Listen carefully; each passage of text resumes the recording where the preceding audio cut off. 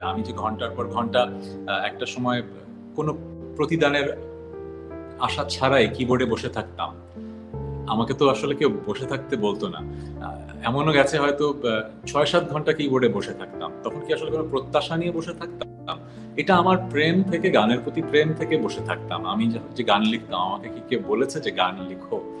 এটা হয়তো একটা আশীর্বাদ সৃষ্টিকর্তার কাছ থেকে, কিন্তু আমি তো কাজটা করেছি। সো কিছু মানুষ আ যারা অর্জন করেছে তাদের অনেকে বলবে যে আপনার যাত্রাটা হয়তো সহজ ছিল। আপনি তো আসলে হ্যাঁ। গ্রাম থেকে অনেক কষ্ট করে উঠে আসেননি।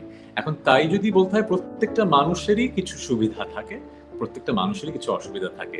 এখন সেটার বিতর্কে আসলে আমি যেতে চাই না। বাট আমি সবসময় যেটা বলি যে, আমরা সবাই আমাদের সফলতার গল্পটা বলি তো, ভালো হ্যাঁ। দিকটা বলি।